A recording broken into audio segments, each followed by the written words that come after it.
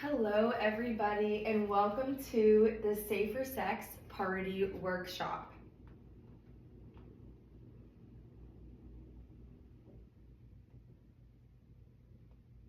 My name is Amanda Corin. My pronouns are she, her. I am a third-year biology major student here at Penn State. If you can please fill out the pre-survey at tinyurl.com. That would be very helpful. This is kind of just like gonna let us know your knowledge already about safe sex. I'll give you a few minutes.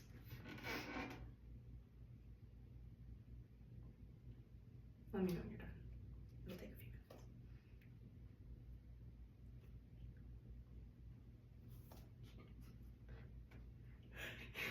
This is so fun. Okay. Okay, Did I'm you submit? done. Okay, Mhm. Awesome. Thank you, everybody. We really appreciate that. So, health promotion and wellness here at Penn State, we have a mission of promoting health and wellness to cultivate a community that supports student success, well-being, and the pursuit of lifelong health.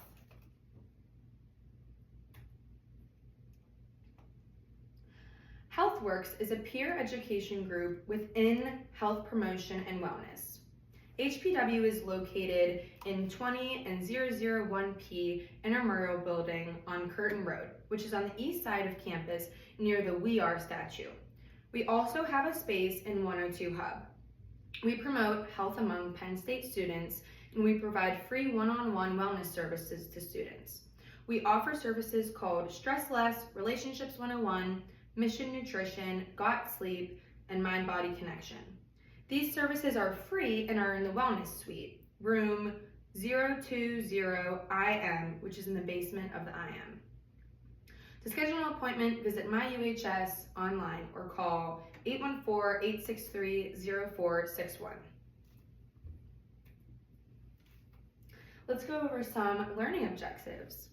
By participating in this program, we hope you increase your knowledge about sexually transmitted infections, and we will discuss what they are, how they are spread, your susceptibility to getting an STI, and how you can prevent them, encourage the proper and consistent use of condoms and other barrier methods, increase your willingness and comfort to discuss safer sex strategies with your partners, discuss STI testing and resources available on campus.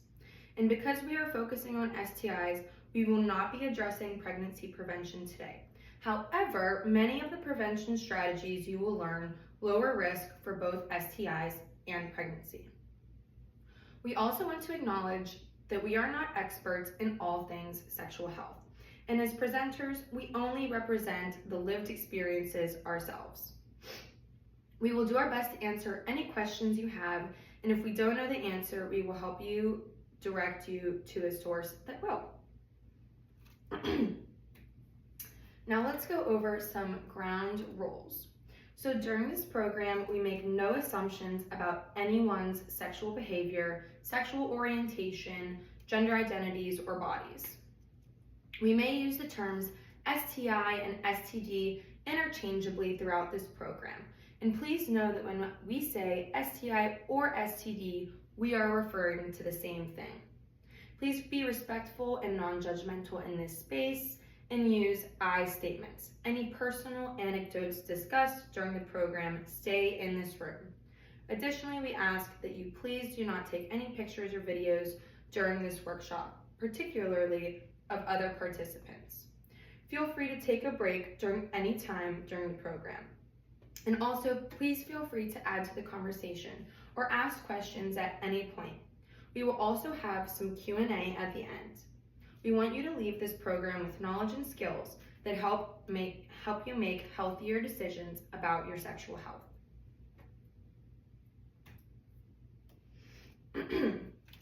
So the first activity we will be doing is the Guess Who activity.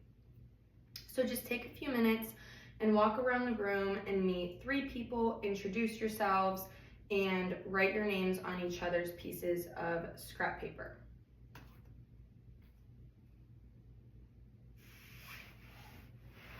And once you have 3 names, please sit down so we know who is finished.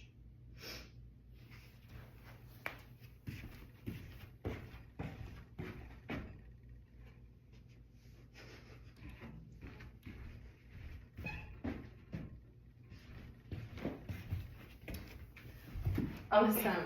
Good job. That just got us comfortable meeting new people around the room, since we are going to be talking about these topics together.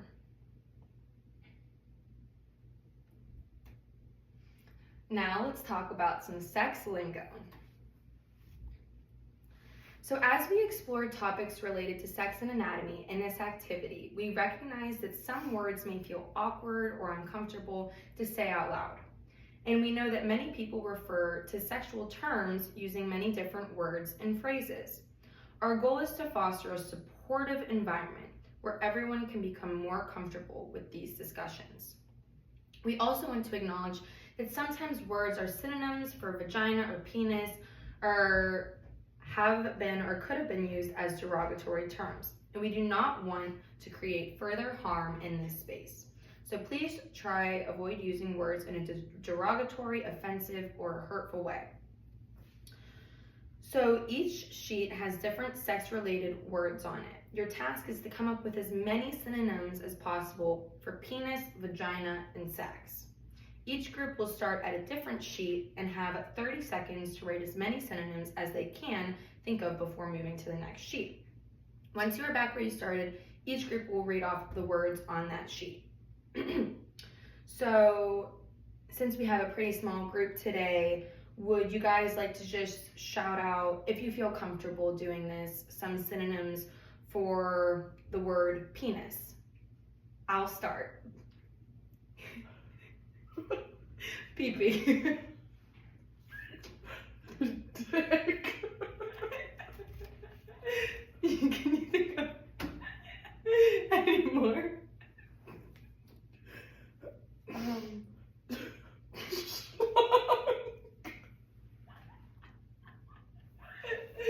Good job. Haley, do you have any? Okay. I guess she doesn't. It's okay. You don't have to if you don't feel comfortable.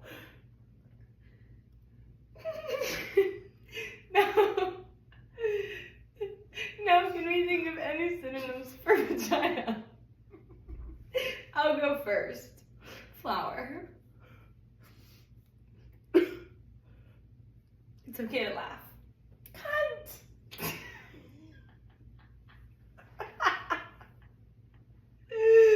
That would be considered derogatory.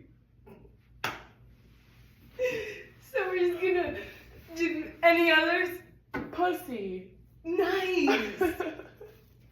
Okay, any more? Anybody?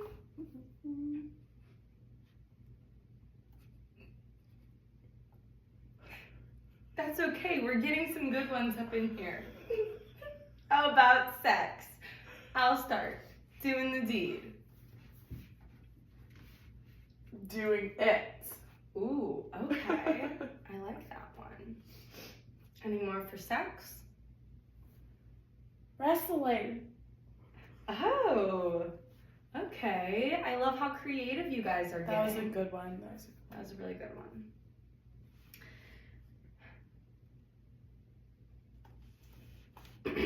Even though these terms may seem funny or embarrassing, they are sometimes more comfortable for people to say than the actual anatomically correct terms.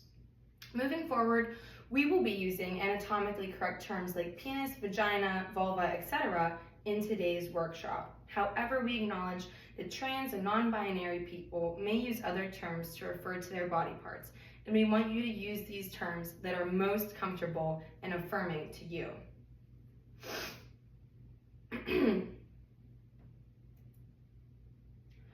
Now we are going to do the STI matching activity.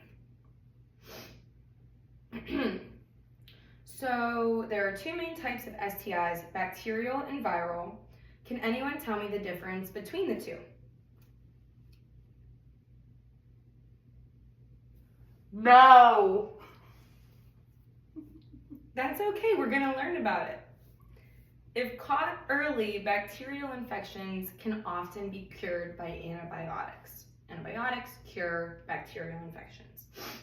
Viral infections can be cured with medication, although their symptoms can often be managed with treatment.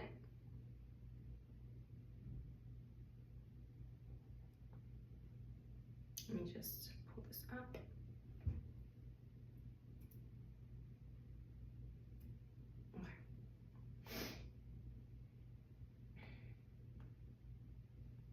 So since I do not have the physical copy of the handout with me, I'm just going to ask you to take a look at the description and the STI that goes with it.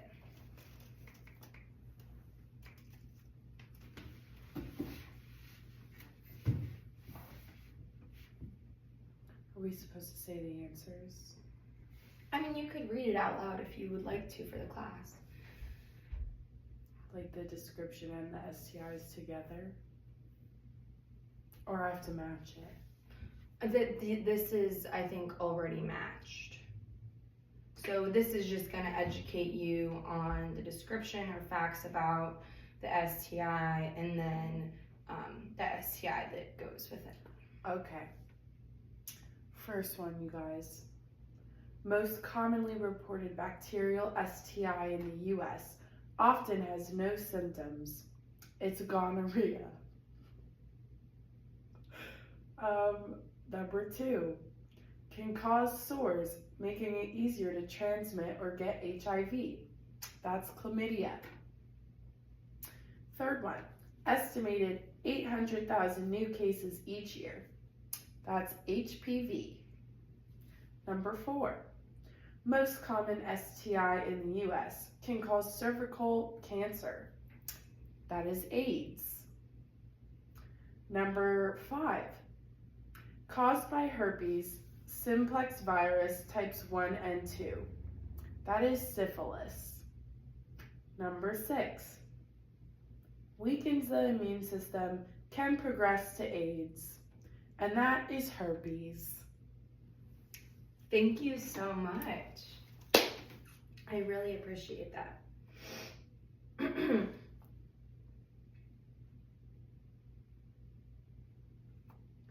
So, thank you so much for reading out those answers. Just a little more to add on to that. According to the CDC, there are higher rates of STIs among some racial and ethnic minorities and subgroups within the LGBTQ+ population. Some factors that may contribute to these differences include poverty, income inequality, unemployment, and low educational attainment. These factors are called social determinants of health. Additionally, barriers such as lack of access to affirming healthcare services, discrimination, and inclusive sex education factors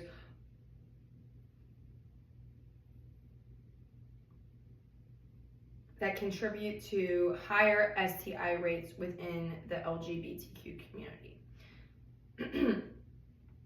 So,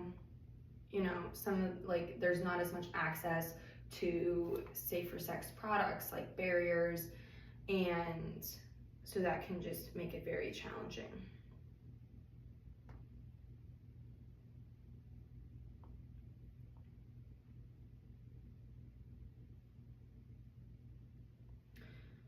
So,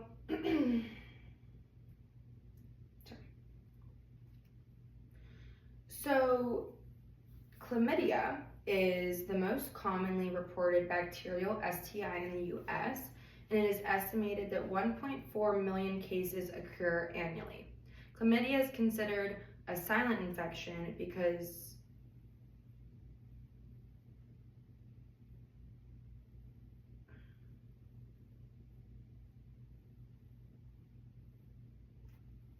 most people who are infected don't have symptoms. As we'll learn later, this applies to other STIs too. So something that can cause sores, making it easier to transmit or get HIV, is syphilis. There are 41,655 syphilis cases each year, cases reported in 2020, And in that same year, gay, bisexual, and other men who have sex with men accounted for 43% of syphilis cases. Syphilis, like other STIs, can cause sores which make it easier to transmit or get HIV if exposed. That is just one reason to use strategies to prevent STIs and also get tested and treated. For gonorrhea, it is estimated that 800,000 new cases come up each year.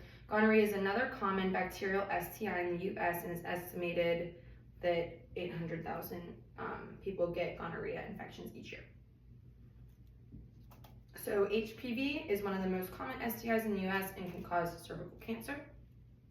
And HPV is the most common viral STI in the US, with 43 million infections in 2018, with 13 million new cases. Almost every sexually active person will get HPV if not vaccinated. Over 40 strains affect genitals, mouth, and throat, and most HPV clears within 2 years, but some cause problems.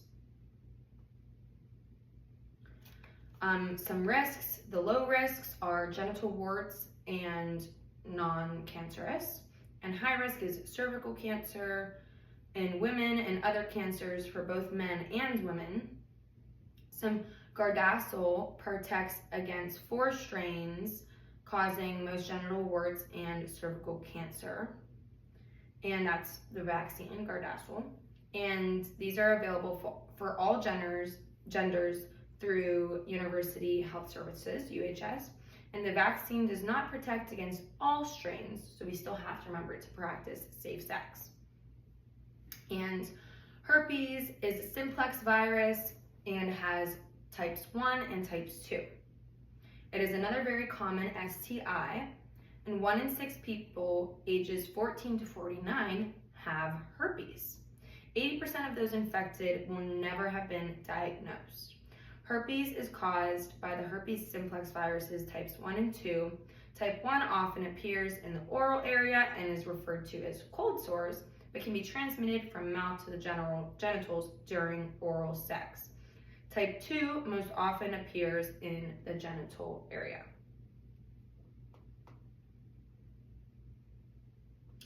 For AIDS or HIV, there are about 50,000 new HIV infections each year. 1 out of 4 of those infections occur in young people ages 13 to 24. 45% of all new HIV cases are in African Americans. Once someone is infected with HIV,